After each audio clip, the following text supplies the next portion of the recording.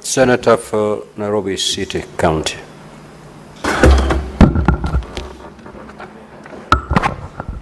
Speaker, you know, on many occasions I've had the majority leader threaten to bring a document that he happens to have seen in the office of the CS for roads that shows the inequity in the distribution of road projects over the past donkey years. But he never tables that document because not all of us have the benefit of access to the CS of roads or to his office. There was an invitation that was made here in the morning by CS Chirchir, a person that I respect greatly, that he wanted to spend some time with me to explain to me the plans for the ministry.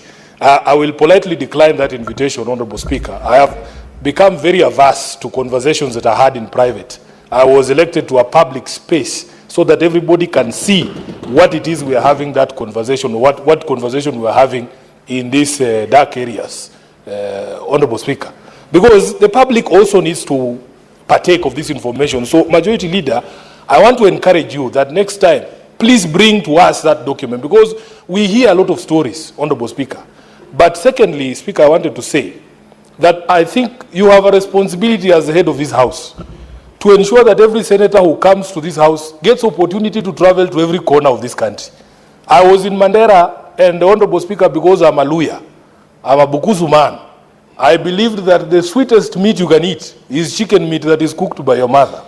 When I go to Mandera, Honorable Khalwale, they have meat they call nyiri nyiri. It is camel meat. It is extremely sweet. And when I was there, I said, Mr. Speaker, if you are just used to eating in your mother's house, you will believe that your mother is the best cook. People need to move from the areas and see the suffering that is out there. Mandera County, an entire county, has no access to electricity. Then you come and tell us, Honorable Speaker. Anyway.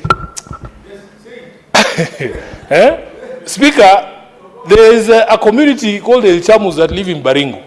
I have had occasion to go to Baringo. Honorable Speaker, those people live outside. When it rains, they are rained on. If you see the features in the news about how the people are living in those places, it is despicable. Then you come and tell us stories here about your area is also marginalized. People need to travel, Honorable Speaker. And when you are in this House, no wonder I support these senators who call themselves a senator of the Republic of Kenya. You are a senator for the whole Republic. For the whole Republic. When you vote here, you're just voting for your village. You're voting for all of these people. And all of these people require you to petition on their behalf. Speaker, if you look at Article 204, Sub-Article 2, the framers of this constitution, fortunately for me, when bombers was happening, I was not in primary school. I was at the University of Nairobi. We were those students who were being tear gassed inside the university buses by police when we were going to protest the killing of Mbai. Honorable Speaker, we started eating tear gas at a very early age. And we want to stop eating tear gas. In future generations, we don't want to be using these weapons on our children. The spirit of the Constitution, Honorable Speaker, when they were framing it, they spoke about Article 204, Sub-Article 2, the basis, the rationale for this fund is to provide basic services, just basic services, including water, roads, health facilities, and electricity to marginalized area to the extent necessary to bring the quality of those services in those areas to the level generally enjoyed by the rest of the nation as far as possible. So, when you want to start measuring marginalization, first of all, can we agree, what is the level of these services generally enjoyed by the rest of the nation? Honorable Speaker, where I come from, we are very blessed. And I wish the senator was here. Water comes from the ground in Bungoma. Yes, water comes from the ground. The people of Mandera have never experienced that phenomenon. So how can I drag money for water from Mandera to Bungoma? What conscience is that, Honorable Speaker? What argument would you make to justify that? There is no justification. We have the largest solar power plant in the country, somewhere in Marsabit in Longalayani, but the people of Marsabit themselves don't have power. That power, they just see it flying on top of them. Then it goes to Suswa. in Narok, and the rest of you here come and tell us, oh, we also need money. I think we need to be serious, Honorable Speaker. So, for me really, I don't have a problem with some of the things that the majority leader has said, that there was need to relook at the formula, then we come to the smallest possible unit. There is no problem. How I wish we had done that after we had helped the counties, the initial counties, to benefit from this fund, so that we realize the initial objective of this particular fund. I would have no objection.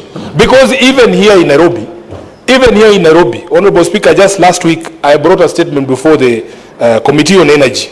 There are entire wards that have gone years without electricity. Hospital ward in Mathare has gone 4 years without electricity. In Majengo, Honorable Speaker, in Kamukunji, Gorofani, people have gone for 2.5 years without electricity. In Embakasi South, there are places that don't have electricity. Honorable Speaker, the spirit of this thing is not about whether you are rich or poor. The spirit is services. The spirit is services. It's based on services and availability of services. If there is a road that splits Karen, on this side there is a slum, and on this side there is a golf course. You are going to the same place, you are using the service, it's the road, it is there. What we are speaking to, Honorable Speaker, is access to these services on a basic level. You go to the Mandera Hospital, Honorable Speaker, it serves 3 countries. There's people who come from Ethiopia, there's people who come from Somalia, all of them are there. A county that has seen the first kilometer of tarmac after we introduced devolution. This is 2013. People have been driving on tarmacs from the 1960s. These guys are seeing tarmac in 2013. That is what this particular provision had come to address. So even as we speak, Honorable Speaker, I have challenged you.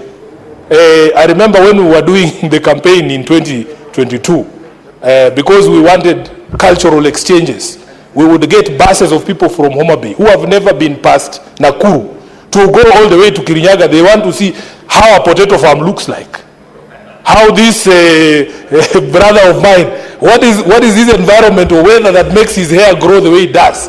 People need to experience other people's lives. We would take buses of people from Mount Kenya who have never gone past Nakuru, and who, if they are told that Bukusus in Bungoma eat people, they believe it.